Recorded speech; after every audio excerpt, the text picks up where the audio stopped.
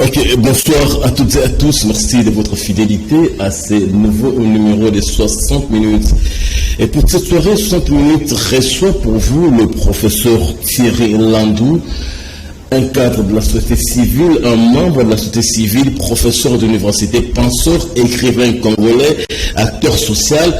Il a beaucoup de casquettes, il est maître de conférences dans certaines universités. Le professeur Thierry Landou va parler avec nous de la société civile dans sa diversité qui serait en train d'être traînée par d'autres forces dans les différentes questions d'actualité dans notre pays. Et on en voudra pour preuve la question Ronsard Malonda. Et on parlera également de la pseudo-guéguerre, appelons-le comme ça, entre l'institution présidente de la République, par Félix Tshisekedi, et le chef du gouvernement, Sylvestre Ilonkamba. On voudra la lumière ou l'éclairage de la société civile par les profs Thierry Landou. Et puis on va chuter par l'éminent vrai faux dialogue qui pointe à l'horizon. Bonsoir professeur. Bonsoir. L'honneur pour nous de vous recevoir sur plateau de 60 minutes pour que nous reparlions encore Congo, parce que vous êtes quand même parmi les sommités de ces pays et votre voix, votre éclairage vaut la peine parce que l'opinion a toujours eu besoin de vous entendre et raison pour laquelle on n'a pas tardé de bousculer votre agenda pour vous amener sur ce plateau. Merci beaucoup d'abord pour l'invitation. Merci. Je crois que c'est une belle occasion de renouer un peu avec la télévision après quelques mois de confinement. C'est avec un réel plaisir que je suis là. On va essayer d'échanger ensemble et voir qu'est-ce que nous pouvons apporter, surtout de constructif, par rapport à ce qui est en train de se passer dans notre pays. Ok, prof, d'entrée de jeu, nous sommes en train d'assister à une sorte de déliquescence, appelons-le ainsi, de la société civile, principalement de l'Église, qui est parmi les franges importantes de la société civile, qui sont vraiment à la traîne. On en voit pour preuve, je l'ai dit en liminaire, la question Ronsard Malonda, qui laisse couler beaucoup de commentaires concernant votre corps, votre corporation, la société civile. Pourquoi êtes-vous si faible, il faut le dire ainsi, ou êtes-vous si indécise? Qu'est-ce qui ne marche pas dans la société civile, principalement dans l'Église? Écoutez, si vous prenez la société civile de manière générale, je crois que ça ne date pas d'aujourd'hui. Ce tiraillement des différentes organisations de la société civile par les différentes factions politiques qui existent dans notre pays.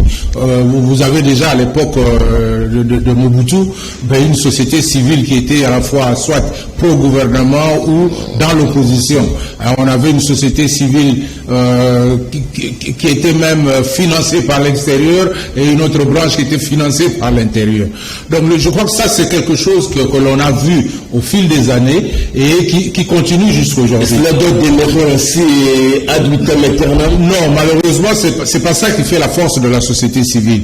Et on l'a vu au courant des années, cette société civile, de la même manière que l'opposition s'affaiblit au point où à un moment donné, c'est plutôt les églises qui ont pris l'envol et qui ont remplacé les autres acteurs de la société civile sur l'avant-scène de l'action de la société civile avec ce qu'on a appelé le comité laïque de coordination à l'époque. Bon, maintenant ce qui arrive avec l'affaire Ronsard Malonda, ça met en lumière un peu toutes ces contradictions qu'il y a, pas seulement au niveau de la société civile, mais je crois qu'au niveau de notre société de manière globale. C'est que nous n'arrivons pas ensemble à avoir une vision commune des choses. Et je vais vous donner juste quelques éléments. Et j'aimerais procéder même par un questionnement. Vous avez parlé de la société civile. Vous savez que tous les acteurs de la société civile s'étaient mis d'accord concernant la CENI de passer d'abord par l'évaluation du rapport de la CENI. Okay? Après, ils devaient procéder à la restructuration de la CENI. Après la restructuration, seulement on pouvait imaginer qui seraient les animateurs. Tout le monde s'est mis d'accord là-dessus. Même les confessions religieuses, puisqu'elles font partie de la plateforme société civile. Alors, qu'est-ce qui explique, qu'est-ce qui justifie tout d'un coup que les confessions religieuses se mettent ensemble pour aller à une réunion élective? Je sais que certains ont donné beaucoup d'explications dans la suite pour essayer de montrer qu'on était plutôt consensuel, qu'on a retiré un candidat pour permettre le consensus et tout.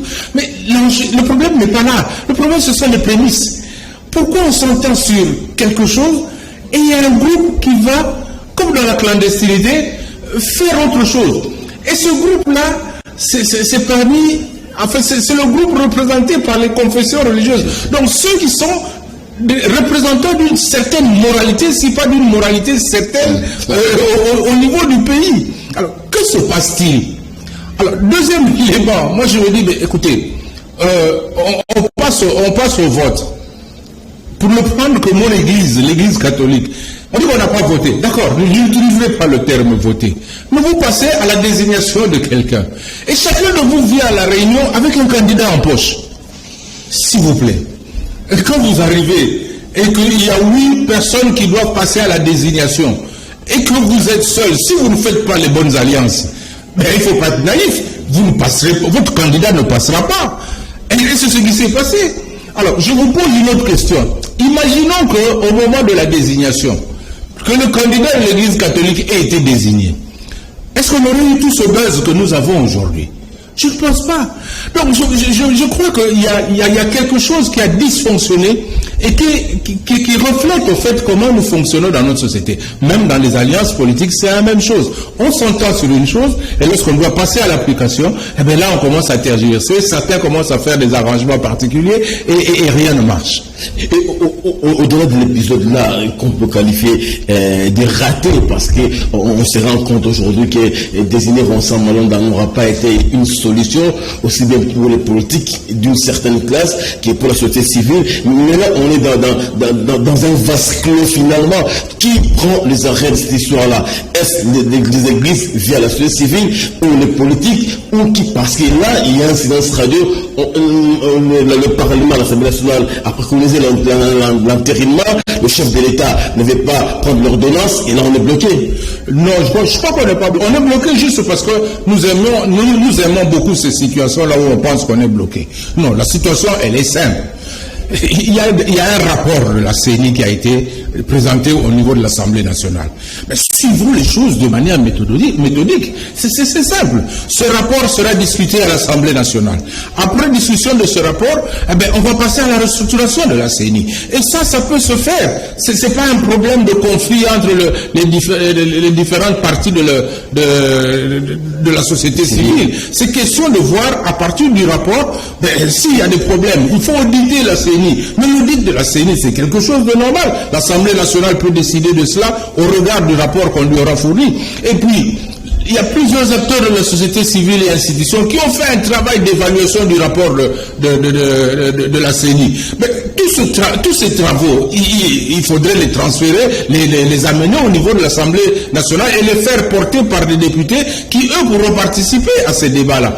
Mais seulement après, on pourra passer à la désignation. De ce point de vue, il y a un autre blocage. L'Assemblée nationale ne convoque pas la plénière qui devra convoquer Corneille Nangaa pour son rapport. Là, il y a un problème. L'opposition fait du forcing, la majorité n'en veut presque pas, et là, Nangaa ne sera pas devant les élus nationaux. Bah, écoutez, moi je crois que ce sont des petits jeux qu'il faut associer peut-être à l'alliance qui s'est faite au départ sur le plan politique, sur le plan global, sur le plan général. Je crois que nous avons un problème chez nous. C'est que nous ne faisons pas une alliance sur une vision commune des choses. Hein, nous faisons une alliance pour les uns protéger les intérêts, les autres conquérir le pouvoir. Mais si nous continuons comme ça, ben nous irons de blocage en blocage. Mais seulement l'enjeu, c'est pas au niveau du Parlement. Hein. Nous avons vu ce Parlement trembler lorsque la population s'est mise dans la rue pour exiger, justement, entre autres, qu'on n'entérine pas Vincent Malonda. Mais cette population ne va pas continuer à rester comme ça, à regarder les gens. Il ne faut pas croire que la population va continuer à l'amener pour faire des manifestations pro tel parti ou pro tel autre parti. Dans la population aujourd'hui, il y a plein de jeunes gens qui ont étudié, plein de jeunes gens qui ne trouvent pas de boulot, plein de jeunes gens qui ont des familles, qui ne mangent pas à leur faim, qui sont dans des situations impossibles. Tout ce monde-là, ça gronde. C'est un volcan qui va un jour entrer en éruption. Et ça ne va pas entrer en éruption pour être pro-UDPS, pro-MLC, ou pro-FCC, ou pro je ne sais quoi. Ça va entrer en ébullition parce que moi, je n'en sors plus. Parce que nous, on est foutus pour longtemps. Parce que ma soeur ne tient pas à tenir. Et à ce moment-là, je ne vendrai pas cher la peau des parlementaires. On en a eu pour preuve juste la petite petite séquence où les gens sont descendus dans la rue pour dire qu'on ne voulait pas de la loi Minakou. Mais ce n'est qu'un début, ça. Donc je crois que là, ce petit jeu, ce petit blocage-là, mais il suffit d'ailleurs qu'un jour ce peuple se mette debout pour dire nous exigeons la dissolution de l'Assemblée nationale.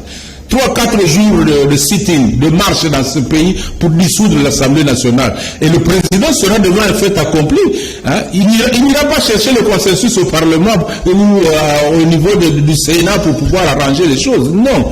Il y aura le peuple dans la rue qui sera en train de gronder et qui va réclamer cela. Ça, ce sont des étapes vers lesquelles nous allons progressivement depuis que ce pays fonctionne comme nous le savons. Aujourd'hui, vous avez effleuré la question du laïcat des Congolais, et il s'est quand même ravisé. Il a été à cette fameuse destination qui n'a pas d'effet aujourd'hui, mais il a organisé une marche importante pour dire non à cette procédure-là. N'est-ce pas un mea culpa un peu plus camouflé? Ben, je ne sais pas comment qualifier la chose. Je sais que il ne faut pas non plus mêler le laïcat seulement au CLC. Hein, donc il faut élargir les choses. Je crois que même au sein de l'Église, il y a des laïcs qui ne sont pas d'accord avec une certaine manière de faire les choses. J'ai été dans le CLC, c'est vrai, mais aujourd'hui, je ne me reconnais plus dans ce qui est en train de se faire. On va y revenir. Oui. Il y a une question de profil là-dessus. Mais je me dis, leur action du 17 juillet dernier, n'était-ce pas louable? Mais l'action... Je ne sais pas, je ne veux pas qualifier ça de louable ou pas, hein, parce que je n'étais pas dans le comité d'organisation, je ne sais pas comment ça s'est déroulé non plus, mais seulement je m'imagine une seule chose. Nous avons eu combien de marches par rapport à l'affaire de Ronsard? Il y a eu d'abord la marche de l'UDPS, ensuite il y a eu la marche de la Mouka. Bon, juste après, je crois que le président avait déjà annoncé qu'il ne signerait pas cette ordonnance-là.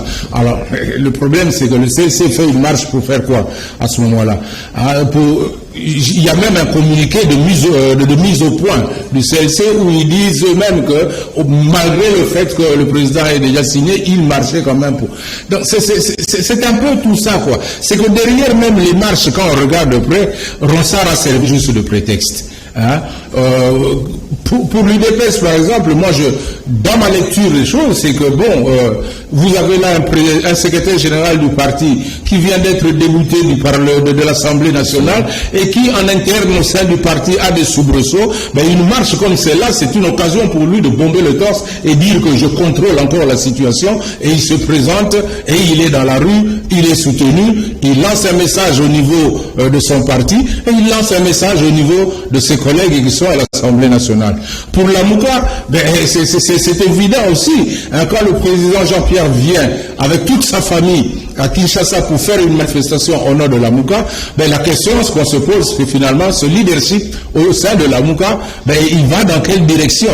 Donc je crois que chacun est venu pour essayer de bomber un peu le torse, de montrer qu'il existe sur la scène politique.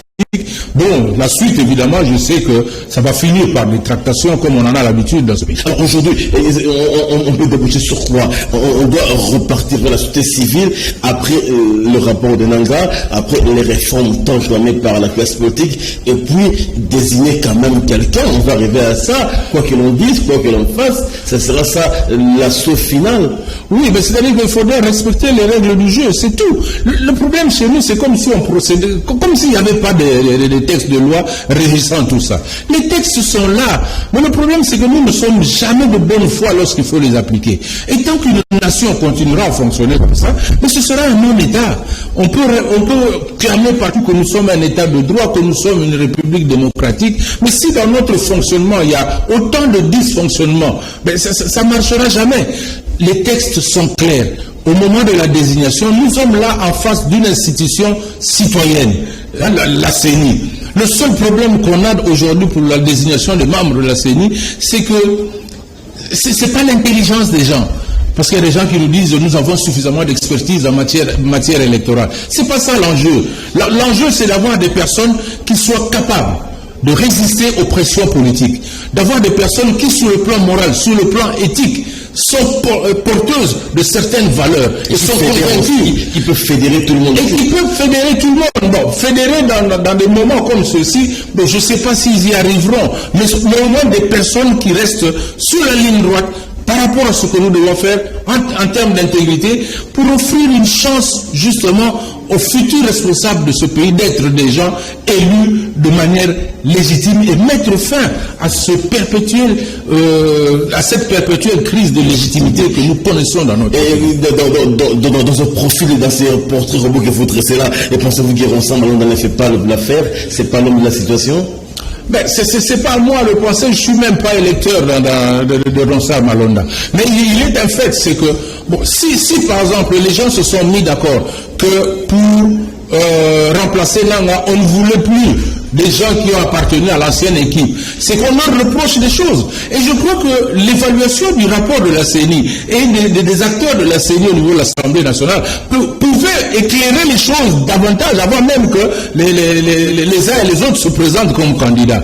Hein, vous avez vu, à partir du moment où on n'a pas respecté les règles du jeu, ben, il y a un groupe qui a sorti un élément ethnique pour dire que nous avons été exclus parce que nous appartenons à telle ethnie. Bon, mais là aussi, moi je dis, c'est pas la loi qui dit que ce sont les confessions religieuses qui doivent élire le président. Mais c'est une pratique que nous avons connue depuis Malumalu, en passant par Malumalu 2, et en passant par Nanga, en passant plutôt par Mulunda et puis par Nanga. Alors on a laissé faire cela. C'est devenu un cas de jurisprudence et tout le monde a accepté que ce soit les confessions religieuses qui le fassent. Alors maintenant, quand vous venez dans une réunion où les confessions religieuses viennent se choisir ou désigner quelqu'un, et que vous n'êtes pas porté par une confession religieuse, vous pouvez inventer toutes les raisons ethniques que vous voulez, mais il n'y a personne qui vous porte lors de cette réunion, vous n'avez aucune chance de passer. Donc stratégiquement, c'est raté aussi de la part des acteurs de la société civile qui se plaignent parce qu'ils appartiennent à une ethnie et qu'on les aurait exclus pour ça. Donc tout ça, il faut tenir compte de cela et je crois qu'il faut mettre les choses à plat. Il faut qu'on se regarde franchement. C'est pas si difficile, c'est juste une question d'honnêteté et de cesser avec les ruses, les magouilles qui n'amènent rien. Parce que derrière tout ça aussi, derrière ça, il faut pas qu'on oublie. C'est la gestion des élections. Et ce sont les enjeux électoraux de 2023 qui se jouent derrière les animateurs de la CENI. Mais pourquoi ça se joue comme ça? C'est parce que nous sommes habitués à penser que lorsque vous avez placé des gens à la CENI, vous êtes assuré des victoires au niveau électoral. Mais si nous pouvons penser à placer des gens qui vont permettre des élections réellement libres, transparentes, où la vérité des urnes va transparaître, si nous nous mettons tous d'accord sur ça, vous verrez qu'il n'y aura pas beaucoup de problèmes pour désigner les futurs responsables. Alors aujourd'hui, dans ces groupes appelés cafouillage, professeur, est-ce que l'image de votre corporation civile est-elle réellement écornée comme une opinion, à semble le dire à corps et à cri? L'image doit être écornée, il faudra la refaire un jour ou l'autre? Écoutez, il faudra refaire l'image de la société civile. Mais c'est pas seulement la société civile, la société politique, les partis politiques sont écornés depuis des années. Les confessions religieuses aujourd'hui viennent de montrer que vous étiez le dernier rempart quand même, le dernier recours. On peut dire que les politiques c'est la corruption, les politiques c'est la compromission, mais vous, avec votre moralité légendaire reconnue par beaucoup, on pensait que par vous, on peut se cabrer et sauver les meubles, ce qui n'est pas le cas aujourd'hui, malheureusement. Il ne faut pas non plus mettre ça sur le dos des individus ou de quelques individus. Je crois que la société civile, c'est un ensemble. Aujourd'hui, on a l'impression que tout le monde est malade de la peste, comme on dit. Mais il ne faut pas non plus oublier que tout le monde n'en meurt pas. Donc le Congo ne se relèvera pas parce que on ira prendre des gens à l'extérieur du Congo pour venir changer les choses. C'est faux. Si on doit trouver quelqu'un pour remplacer Ronsard Malonda, il faut trouver quelqu'un de bien au Congo. Un homme ou une femme, mais il y en a. Le problème de notre société, c'est qu'on a peur des gens de bien. On n'aime pas les placer parce qu'on sait que ces personnes-là, on leur met l'étiquette ingérable. Donc ces personnes-là, vous ne savez pas les gérer. Mais vous ne savez pas les gérer par rapport à vos intérêts. Mais on peut les gérer par rapport aux intérêts de la nation, par rapport à l'intérêt de la population, par rapport à l'intérêt du pays. Ils sont gérables, mais ils ne sont pas gérables par rapport aux intérêts individuels et aux combines individuelles. Mais ces personnes-là existent dans ce pays, des hommes comme des femmes. Il faut juste avoir la volonté de les aider à venir à ces postes, et puis la volonté de les placer. Mais malheureusement, le jeu est tel que ceux qui doivent arriver Si vous prenez le cas de l'Assemblée nationale, elle est même disparate dans sa composition. Alors si vous devez arriver à un vote au niveau de l'Assemblée nationale pour essayer de faire passer des gens de valeur, mais il y a combien de gens de valeur qui accéderont à ces postes? Il n'y en a pas, parce qu'on aimerait bien avoir des gens avec lesquels on peut cafouiller. Dans une assemblée où vous avez des élus, des nommés, des sorties des tribunaux, écoutez, vous ne savez même plus comment ces gens-là vont voter à l'intérieur d'un système comme celui-là. Professeur, alors, parlons brièvement de vous. Comment vous parmi les ténors importants du comité de coordination, vous l'avez vu net, vous êtes parmi les grandes signatures, et le désamour est arrivé quand Thierry Landou n'est plus là, et tout le monde vous plaît, vous réclame, mais vous avez dit net, vous ne prenez plus part. Qu'est-ce qui a motivé, qu'est-ce qui a déçu Thierry Landou pour le CLC sur un petit souvenir? Non, c'est pas un petit souvenir, c'est un gros souvenir. Je crois que nous y avons fait un travail formidable. Et que vous avez arrêté à mi-chemin. Oui, mais parce que nous n'étions pas seuls dans ce processus. Au niveau du CLC, il y avait plusieurs partenaires.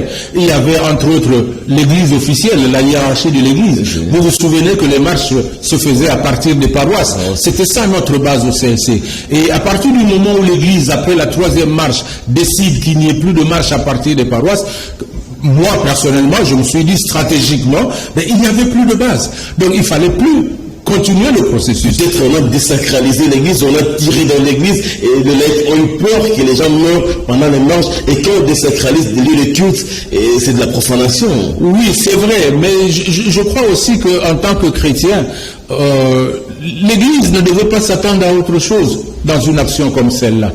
L'église ne devait pas s'attendre à une absence de sacrifice dans une action comme celle-là. Et il y a même, dans l'évangile, il y a un message qui est clair. Au moment de la Pentecôte, lorsque le Christ réapparaît auprès de ses apôtres et qu'il les envoie en mission, il n'a pas dit que partout où vous irez, vous deviendrez riches, que vous ne serez pas désacralisés, que vous trouverez des abris et des grandes maisons, que vous circulerez dans des jeeps de luxe et trucs machin. C'est pas ça qu'il leur a dit. Il leur a dit, maintenant que je vous envoie en mission, eh bien là, vous irez certains perdre de votre vie. Vous allez rencontrer énormément de difficultés. Il y aura des sacrifices à faire. Donc ça, c'est une réalité de l'Église. C'est pas nouveau. Donc il ne faut pas qu'on prenne cela comme prétexte, d'autant plus que dans ce cheminement qu'on avait, on a eu des jeunes gens, des garçons comme des filles, des Congolais, des Congolaises qui ont donné leur vie pour que nous puissions arriver à un Congo nouveau, à un Congo différent. Et lorsqu'on a interrompu, moi j'ai dit, sur le plan stratégique, à partir du moment où on a interrompu, je ne voyais plus ma raison d'être. D'autant plus que la mission pour laquelle on s'était engagé, cette mission-là était accomplie. On voulait faire en sorte que le président ne se représente pas et qu'il respecte la Constitution. On l'avait réussi. On voulait avoir des élections libres et transparentes. On a eu des élections, mais bon, elles n'ont pas été libres ni transparentes. Mais ça, c'est pas la volonté du CLC, mais c'était la volonté de nous tous quelque part. Même l'Église est allée dans une élection pour jouer aux observateurs, alors que les prémices de ces élections n'étaient pas correctes. Nous ne pouvions pas nous attendre à des résultats convenables à partir d'un processus qui avait mal débuté. Vous vous souvenez, au moment où on a organisé les élections, bien avant cela, on avait des débats sur la machine à voter. On a eu des débats sur la liste des électeurs. On a eu des échanges sur la cartographie électorale. Tout semblait pipé d'avance par rapport à ce qui allait se passer. Et au moment où on arrive à la fin et que les élections se passent, regardez comment on a tourné en rond pour arriver à avoir l'élu, qu'on présente celui qui a été élu. Bon, je ne veux pas revenir là-dessus. C'est une étape qui est passée. Je crois que nous avons accompli de bonnes choses. Maintenant, il faut rebondir sur les bonnes choses qui ont été accomplies pour pouvoir continuer. Et pour le CLC n'est pas éternel dans pensez-vous aujourd'hui que la mission du CLC telle que vous l'avez concoctée dès le départ, dès le commencement, donne un goût d'inachevé? Oui, il y a certainement un goût d'inachevé, parce que c'était pas à ce niveau-là qu'on devait arriver. Je te donne un autre exemple. Lorsqu'on a les élections, que les élections se terminent, je crois que la hiérarchie de notre église se trouve embarrassée. Elle a fait une mission d'observation. Et tout d'un coup, si vous vous souvenez bien, l'Église est allée, par son représentant, donner les résultats dans les chancelleries. Où on a annoncé qui avait gagné, mais dans les chancelleries. Mais l'Église a oublié le premier concerné par les élections, c'est-à-dire le peuple congolais. Et lorsqu'on a demandé à l'Église de donner les résultats au peuple congolais, eh bien c'est à ce moment-là que l'Église officielle dira, ce n'est pas notre rôle. Nous étions des observateurs, c'est à la CENI de proclamer les résultats. On s'attendait à quoi? Soyons sincères, on s'attendait à quoi? Que la CENI proclame les résultats, qu'on est allé proclamer à la chancellerie, quand on savait comment tout ceci avait été boutiqué. Donc la CENI n'allait pas proclamer ces résultats. Dans ce cas de figure, monsieur le professeur, qui doit-on faire pour sauver ou redorer l'image de votre CLC? Il faut redéfinir sa mission, reconfigurer ce qu'il est, ou passer par quoi pour redonner la confiance que le CLC a donné aux gens il y a quelques années? Non, mais moi je crois que c'est au niveau de la conception même du CLC. Moi je ne suis pas le premier à avoir conçu un CLC. Il y a eu les François Kandolo, la sœur Marie-Thérèse Moulanga, il y a Mido qui est encore en vie, il y a Pierre Lumbi qui est malheureusement décédé.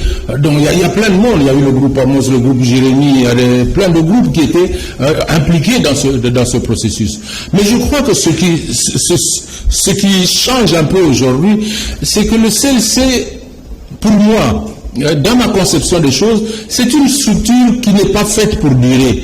C'est une structure qui amène les forces vives de la nation autour d'une action, et une fois cette action achevée, chacun de nous doit pouvoir rentrer dans son organisation de base et continuer à faire l'organisation dérange.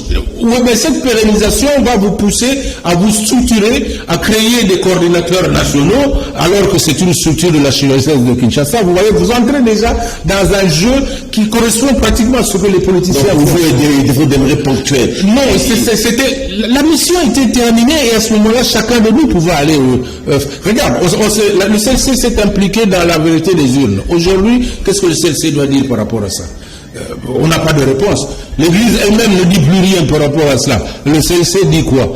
Alors, à un moment donné, on commence à faire des messages pour annoncer un sit-in à la Cour constitutionnelle parce qu'on n'est pas d'accord. Mais rien ne se passe.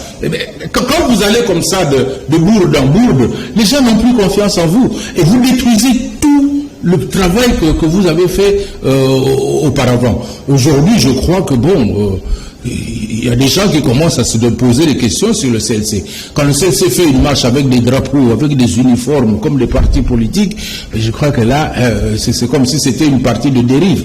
Moi, je n'adhère pas à ça. C'est peut-être une autre manière de concevoir le CLC. Ça portera sans doute des fruits.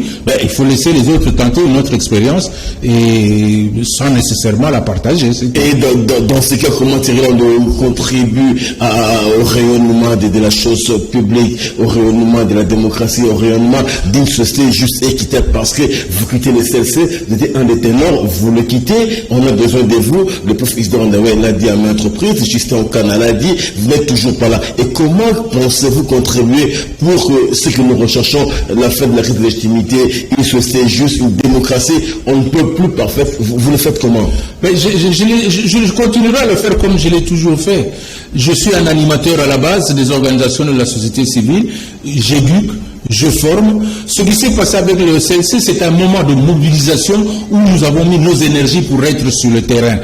Vous voyez, et une fois sur le terrain, on a accompli l'action qu'on devait réaliser, et après on s'est retiré. Donc, je continue à faire ce travail de fédérer les mouvements de la société civile, de continuer à former les uns et les autres, de continuer à animer mes conférences, comme nous sommes en train de le faire ici avec les émissions et tout. Je reste disponible, donc je ne crois pas que j'ai changé dans mes habitudes. J'enseigne à l'université et je continue à faire ce que je fais.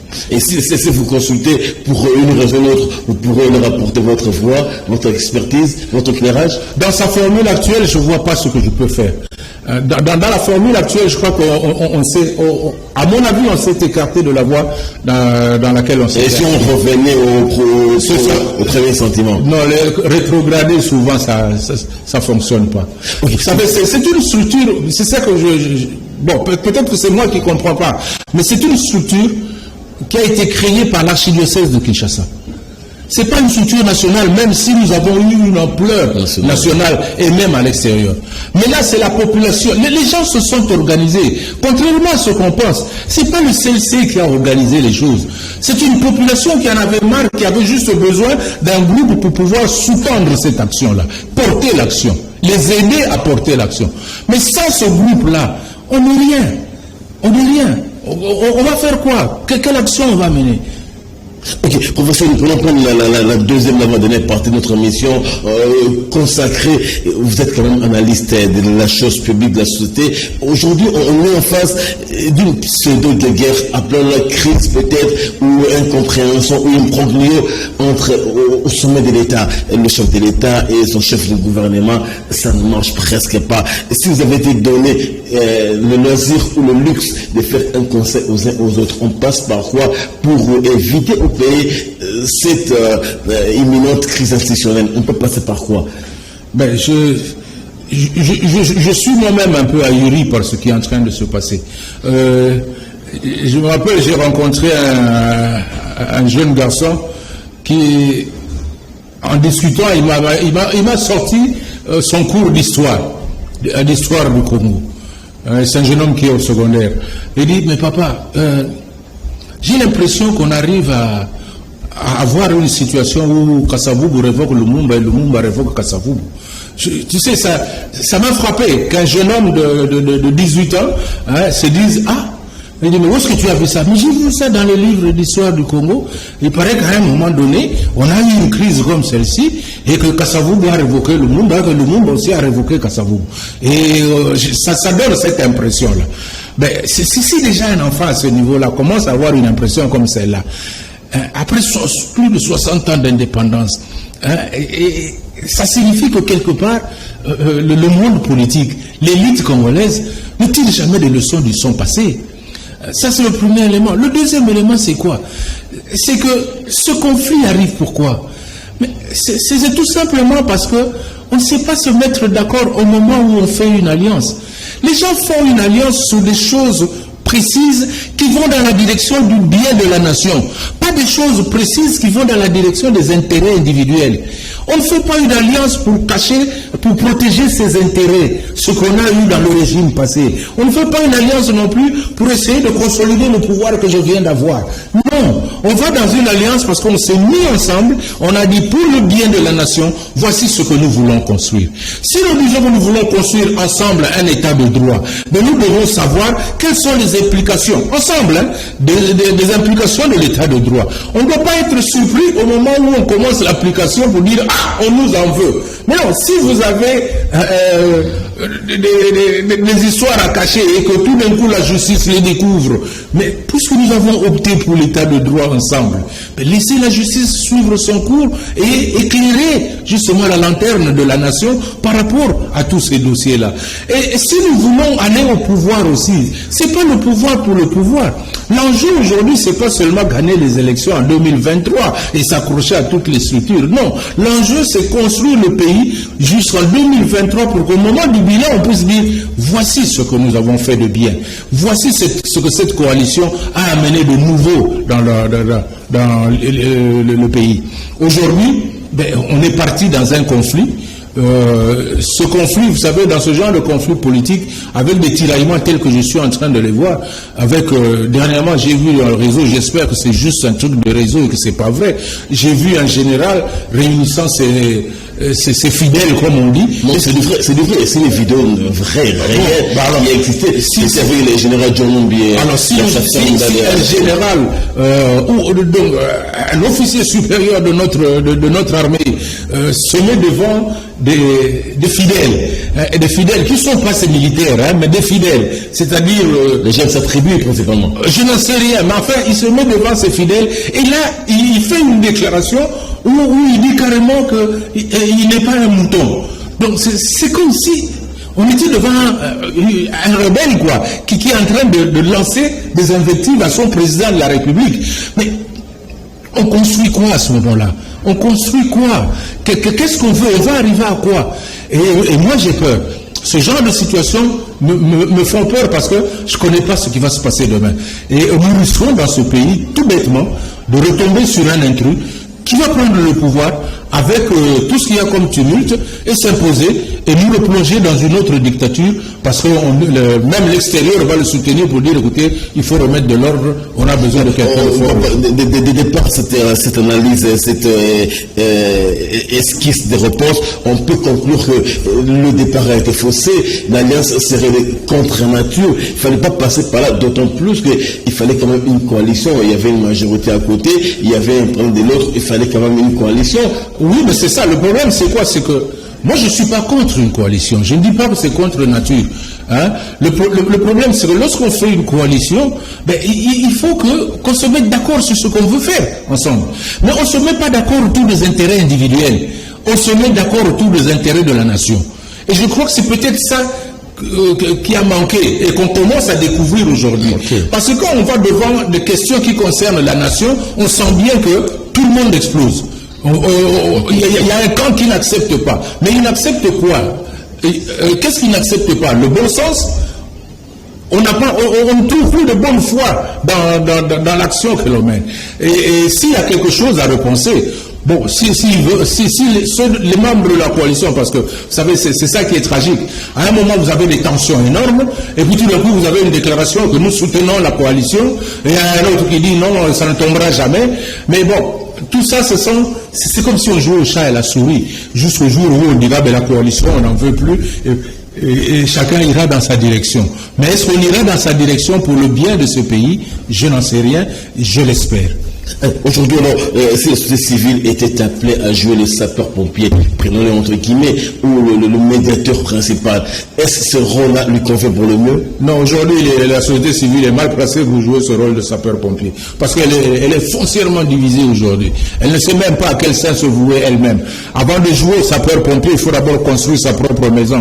Je crois que la société civile a intérêt à se remettre ensemble. C'est la même chose pour les confessions religieuses. Vous ne pouvez pas aller à la réunion avec l'étiquette confession religieuse et vous retrouvez là-dedans en train de vous tirer à boulet rouge comme si vous n'aviez pas le même Christ qui vous réunit tous ensemble. Donc là, il y a des problèmes. Il y a des problèmes, c'est qu'il faut les régler d'abord dans des petites cellules et c'est lorsque ces petites cellules sont ensemble qu'elles peuvent devenir des éléments de modération, de facilitation. Ok, pour ouvrir une parenthèse avant de prendre la dernière partie de l'émission, une parenthèse concernant votre profession, vous êtes professeur d'université. On a tout récemment relevé l'état d'urgence sanitaire. On va ouvrir les universités le 10 août prochain. Et si on se réfère à la note circulaire de Thomas Louagra, vous êtes professeur d'université, refaire les cours, rentrer dans les étudiants le 10 août, c'est probant, c'est opportun, c'est bien négocié?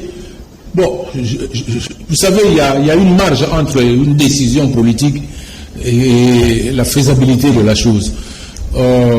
Depuis qu'on a eu cette histoire de Covid, moi j'ai un mot qui me revient souvent à l'esprit, c'est le mimétisme. Nous imitons ce qui se passe ailleurs et nous essayons de dire que nous aussi nous fonctionnons comme ça. Vous vous souvenez que quand on a commencé, on a dit « Ah, il faut faire des tests », parce qu'ailleurs on faisait des tests. Je ne suis pas contre les tests, mais tels que les tests s'opèrent chez nous, où on est incapable de faire des tests nous-mêmes pour la population, je ne sais pas à quoi ça sert les tests. Aujourd'hui, j'apprends que pour aller faire un test volontaire, il faut payer $30 sans boutique. Dans le cas d'un voyage, avant de voyager, il faut payer un de lumière B avec une tâche de $30. Mais qui iront? Seulement ceux qui auront l'argent pour faire le test, quoi. Les autres, nous ne pourrons pas aller faire ce test-là. Alors qu'ailleurs où nous imitons, ben, ils font le test gratuitement. L'État met ça à la disposition des gens. Donc il ne faut pas annoncer des choses qui, dans la faisabilité, risquent d'être difficiles à réaliser. Pour revenir au cas de l'université, c'est vrai, on dit qu'on va reprendre. Mais maintenant, on dit quoi? On va reprendre à partir des instituts supérieurs des universités de l'intérieur. C'est ça qu'on a dit. Oui. Et progressivement, ça viendra vers Kinshasa. Mais ce qu'on oublie, c'est que même à l'intérieur, il faudra prendre des mesures de distanciation. Même à l'intérieur, il faudra avoir des masques pour les étudiants et pour les enseignants. Mais même à l'intérieur, qui vont enseigner à l'intérieur? Ce sont les professeurs venus de Kinshasa, donc du centre de l'épidémie.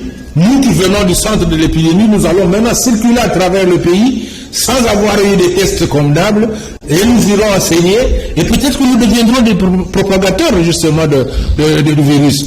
Alors, tout ça, personne ne réfléchit. On est pressé parce qu'en fait, il y a derrière cette situation des éléments d'argent. C'est toujours ça chez nous. C'est l'argent, c'est le pécunier. Je ne dis pas qu'il ne faut pas reprendre. Mais comme au secondaire, on dit on va reprendre seulement les classes terminales. D'accord. Mon enfant qui est en 5e maternelle, il termine, il va entrer en première année primaire. Mais ceux qui étaient en première année primaire ne sont pas passés en 2e. Cet enfant, il devient quoi? Ceux qui étaient là, la grande question qui est là, Bakongo n'a pas répondu aux questions. Pour homologuer une année scolaire, est-ce l'examen d'État suffit pour une année soit homologuée ou validée? Oui, mais écoutez, moi je ne suis même pas à ce niveau-là. Mais le niveau des enfants, même de 6e qui terminent, ils vont peser lourd sur l'État. Parce que quand ils auront terminé, ils voudront entrer à l'université. Ceux qui sont en première année n'ont pas terminé l'année, ils ne sont pas passés en 2e. Il n'y a pas d'espace. Ces enfants-là iront où? On va les retrouver dans la rue? Ce seront les futurs Kouloula ou quoi? Donc je crois qu'on prend des mesures, hein, on décide politiquement, mais sur le plan de la pratique, de la praxis, il y a des difficultés et personne n'apporte des réponses conséquentes par rapport à ça. Donc, vous voudrez dire qu'Ottoman doit reporter sa circulaire ou bien il doit y rester des membres? Non, je crois qu'ils doivent d'abord cesser à avoir juste des prises de position purement politiques. Hein? On a des cellules dans les ministères. Il y a des gens qui peuvent réfléchir, voir concrètement qu'est-ce qu'on peut faire. Moi, je réfléchissais à haute voix. Je me dis, par exemple, rien que pour l'école primaire, est-ce que les enfants ne peuvent pas rentrer, par exemple, en prenant les précautions, hein, parce qu'ici, on dit, tout le monde va rentrer, mais nous avons des classes parfois en primaire de 60 enfants, où les enfants sont à 3 au niveau d'un banc, où la distanciation n'est pas respectée. Alors, si ces enfants-là doivent rentrer, donc il faut prendre des mesures pour ça. Si nous ne sommes pas capables de faire ça, pourquoi ne pas attendre septembre pour qu'on prenne entre-temps les mesures? Mais on n'est pas habitué à ce genre de choses. Regardez ce qui s'est passé à la Gombe. On a confiné la Gombe. Et puis, pendant tout le confinement à la Gombe, qu'est-ce qu'on a fait? Pas grand-chose. Professeur, on va citer, des voix s'élèvent de plus en plus, il nous reste 3 minutes, on inviterait l'ensemble de la classe politique, de la société civile, des acteurs sociaux à un dialogue imminent. Pour Thierry Landau, ça vaut encore la peine d'aller autour d'une table, parler dans un format de dialogue, parce que les réformes réclamées par les uns et les autres se révèlent finalement incontournables. Ben écoutez, dialoguer n'a jamais été une mauvaise chose. Hein. Échanger, nous échangeons, nous sommes à la télévision, nous échangeons. Nous discutons toujours, même en famille, quand il y a des querelles, nous aimons bien nous asseoir et essayer de régler le problème. L'enjeu, c'est ce que j'ai dit tout à l'heure, c'est que nous irons au dialogue pour faire quoi? Si c'est encore pour aller juste s'asseoir et voir comment on peut se partager le gâteau Congo, c'est-à-dire le pouvoir politique, parce que c'est ça l'enjeu chez nos politiciens. Moi, je ne suis pas là. Maintenant, la situation est telle qu'il faut dialoguer. Maintenant, quand moi j'arrive, j'ai droit à quoi? J'ai droit à combien de postes? Combien de ministères? On ne discute pas sur qu'est-ce que nous allons faire ensemble pour que justement on sorte de cette situation. Et c'est pour cela que nous allons de crise en crise, parce que la vision n'est pas commune. Nous ne savons pas faire les choses ensemble. Nous sommes devenus des égoïstes à outrance, vraiment à outrance. Et là, tout le monde réfléchit juste pour lui-même, pour sa famille, pour son ethnie. Et la preuve, c'est que, regardez même comment on se distribue les postes. Hein, quand Thierry Landau est ministre, eh ben, dans son cabinet, il n'y a que... Ce n'est même plus son ethnie hein, maintenant. Ce sont ses enfants, ses frères, ses neveux, ses cousins, ses cousines. C'est pas normal. Ça signifie que c'est un État qui est arrivé vraiment au bas de ce qu'on peut appeler la médiocrité et qui doit se remettre, sinon ben c'est la déchéance, quoi. Professeur, nous vous remercions. C'est moi qui vous remercie. De vos réponses, de vos éclairages et pour avoir été de notre pendant ces minutes de notre mission, en espérant que prochainement on fera appel, vous y répondrez présent. Merci beaucoup. Merci également à vous qui avez été notre pendant ces numéros de 60 minutes. Merci à l'équipe technique pour sa collaboration. Koupar Bola, Rodil Wadio, Mike Kamoka, Serge Pulot. Le rendez-vous est pris le vendredi prochain pour un autre numéro fidèle à notre programme. Bonne soirée chez vous et bye bye.